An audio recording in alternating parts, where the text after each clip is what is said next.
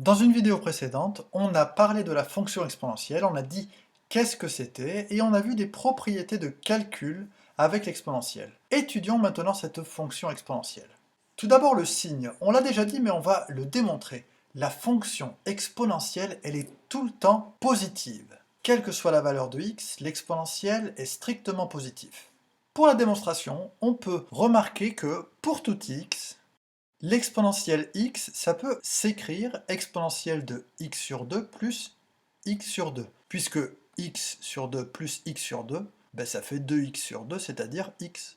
Et donc, c'est aussi égal à exponentielle x sur 2 fois exponentielle x sur 2, en utilisant la propriété fondamentale. Et donc, c'est l'exponentielle de x sur 2 au carré. L'exponentielle d'un nombre peut toujours s'écrire comme un carré, de cette façon un peu artificielle. En tout cas, ça sera toujours positif. Mais on a déjà démontré dans la vidéo précédente que exponentielle de x n'était jamais égal à 0. Donc, puisque c'est tout le temps positif ou égal à 0, mais que ce n'est jamais égal à 0, c'est que c'est tout le temps strictement positif. Et voilà pour cette démonstration. Pourquoi on a commencé par démontrer cette propriété, que l'exponentielle était tout le temps positive?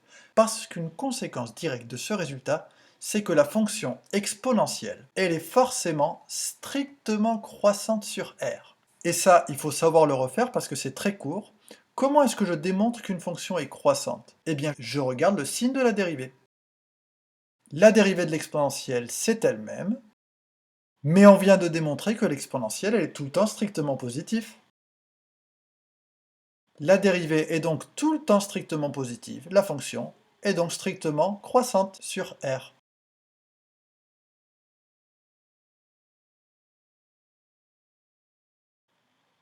Il faut connaître par cœur le tableau de variation suivant. Dans ce tableau de variation, on voit bien que la fonction exponentielle elle est strictement croissante. En 0, l'image c'est 1. On peut en plus se rappeler que l'image de 1, c'est le nombre qu'on appelle e. Il faut savoir tracer rapidement l'allure de la fonction exponentielle pour répondre à des questions. Ça, c'est important de savoir le faire. Ça veut dire que rapidement, je dois être capable de dessiner quelque chose qui ressemble à la fonction exponentielle sur mon cahier ou sur mon brouillon, comme ça par exemple. Et donc je sais qu'en 0, ça passe par 1. En 1, ça passe par e, c'est-à-dire environ 2,7, 2,8, à peu près par là. Et ensuite, elle fait que monter. Tout d'abord, elle est très proche de 0. Et ensuite elle devient très très grande. Plus ou moins joliment, il faut être capable de faire ce schéma pour retenir facilement les résultats du cours et pour répondre à certaines questions. Ce résultat sur les variations, il peut paraître tout bête, mais il va nous permettre de résoudre des équations et des inéquations. Pourquoi? Parce que une conséquence de ce résultat, du fait que la fonction exponentielle soit croissante, c'est la propriété suivante. Pour tout nombre a et b, l'exponentielle de a est égale à l'exponentielle de b si et seulement si ces deux nombres sont les mêmes, et aussi l'exponentielle de a est plus petit que l'exponentielle de b si et seulement si a est inférieur à b. Ça va nous permettre, lorsque j'ai une équation avec l'exponentielle d'un côté et l'exponentielle de l'autre, ou une inéquation, de pouvoir directement réécrire une équation plus simple, où il n'y aura plus l'exponentielle. On va faire plusieurs exemples. Démontrons cette propriété. Cette propriété est une conséquence directe de la stricte croissance de la fonction exponentielle. La fonction exponentielle est strictement croissante sur R. Donc, deux nombres qui ont même image sont égaux, c'est-à-dire la première équivalence. Et deuxièmement, une fonction qui est croissante, elle conserve l'ordre, donc la fonction exponentielle conserve l'ordre. Donc les images, c'est-à-dire ici, et les antécédents, c'est-à-dire A et B, sont rangés dans le même ordre. Je ne formalise pas davantage cette démonstration, mais voilà le principe. Il faut surtout savoir utiliser cette propriété pour résoudre des équations ou des inéquations. Faisons plusieurs exemples. Alors, tout d'abord, on va résoudre cette équation. L'équation qui s'écrit exponentielle de 2x plus 1 égale à 1. Attention, pour résoudre cette équation, si je veux utiliser ma propriété, je ne peux pas directement. La propriété, qu'est-ce qu'elle me dit? Elle me dit que je vais pouvoir écrire plus simplement si j'ai exponentielle de quelque chose à gauche et exponentielle de quelque chose à droite. Or ici, j'ai exponentielle de quelque chose à gauche, mais à droite j'ai 1. Donc il faut d'abord que je précise que 1, c'est l'exponentielle d'un nombre. 1, c'est exponentielle de quoi? Eh oui, exponentielle de 0. Du coup, maintenant, je vais pouvoir simplifier. J'ai exponentielle d'un nombre à gauche, j'ai exponentielle d'un nombre à droite, et j'utilise ma propriété qui me dit que deux exponentielles sont égaux si et seulement si les nombres sont égaux. C'est-à-dire si 2x plus 1 est égal à 0. Et maintenant, je n'ai plus qu'à résoudre cette petite équation. 2x est égal à moins 1, et x est égal à moins 1 demi. Voilà la solution. Moralité d'abord, si je ne veux plus avoir les exponentielles, il faut que j'en ai complètement un à gauche et un seul à droite. Deuxième exemple, résolvant l'inéquation exponentielle de 5x moins 3 inférieure à exponentielle de x plus 2. Eh bien ici, je peux directement utiliser ma propriété. J'ai bien l'exponentielle de toute une expression à gauche et l'exponentielle de toute une expression à droite. Donc je peux dire que c'est équivalent à 5x moins 3 inférieur ou égal à x plus 2, ce qui est beaucoup plus simple. Je n'ai plus qu'à rassembler mes x dans le même membre. C'est équivalent à 5x moins x inférieur ou égal à 2 plus 3, c'est-à-dire 4x inférieur ou égal à 5, c'est-à-dire x inférieur ou égal à 5 quarts. Les solutions sont tous les nombres inférieurs ou égaux à 5 quarts. Ce sont les nombres qui sont dans cet intervalle. Dans l'intervalle moins l'infini, 5 quarts, fermé en 5 quarts, parce que ça peut être égal à 5 quarts. Donc dans celle-là, c'était simple, j'avais déjà exponentielle de quelque chose à gauche, exponentielle d'autre chose à droite. Un troisième.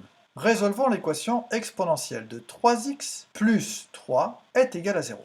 Première remarque, je n'ai pas exponentielle de quelque chose à gauche et exponentielle de quelque chose à droite. Je ne peux pas regrouper les exponentielles, donc qu'est-ce que je peux essayer de faire? Je peux essayer de laisser cette exponentielle à gauche et de voir qu'est-ce qui se passe si je passe l'autre nombre à droite.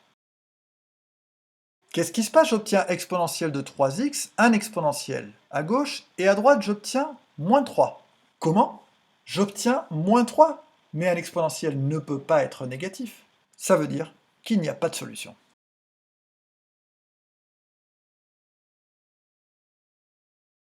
Les solutions, il n'y en a pas. On écrit ensemble vide. Un quatrième, qui est un exercice classique qu'il faut absolument savoir refaire. Celui-là, vous pouvez l'apprendre par cœur. L'exercice consiste à dresser le tableau de variation de cette fonction-là, exponentielle x moins x. Donc, je dérive la fonction, ensuite signe de la dérivée, puis variation de la fonction. Dérivons la fonction. f' de x est égal à la dérivée d'exponentielle x, c'est exponentielle x, et ensuite la dérivée de moins x, c'est moins 1. Voilà pour la dérivée. Ensuite, le signe de la dérivée. Et c'est là où il faut vraiment retenir cette façon de faire. Pour étudier le signe de cette fonction, exponentielle x moins 1, je vais poser directement la question d'un signe. Par exemple, quand est-ce que c'est positif? Je vais poser la question avec une inéquation. Donc regardez, ça s'écrit comme ça. Quand est-ce que ça, c'est positif? Autrement dit, je vais résoudre cette inéquation, et avec cette inéquation, je vais pouvoir remplir mon tableau de signes. Exponentielle x moins 1, quand est-ce que c'est supérieur ou égal à 0? Donc je garde un exponentiel d'un côté, de l'autre côté je mets le 1.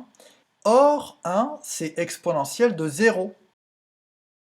Et du coup, en utilisant ma propriété, c'est la même chose que x supérieur à 0. Autrement dit, quand est-ce que tout ça est positif?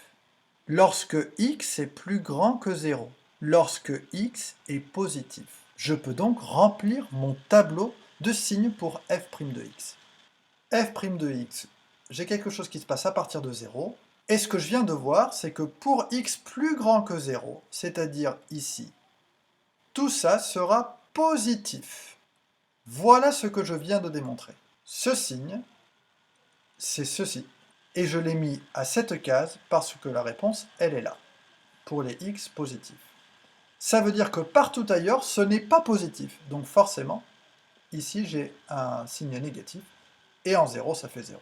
Du coup, ma fonction, elle est décroissante, puis croissante. Je n'ai plus qu'à calculer, puisqu'on me demande le tableau de variation, ça veut dire qu'il faut que je le complète, je calcule l'image de 0. L'image de 0, par ma fonction de départ, hein, c'est exponentielle de 0 moins 0, c'est-à-dire 1 moins 0, ça fait 1. Et j'ai répondu à la question. Allez, bon entraînement sur des équations et des inéquations.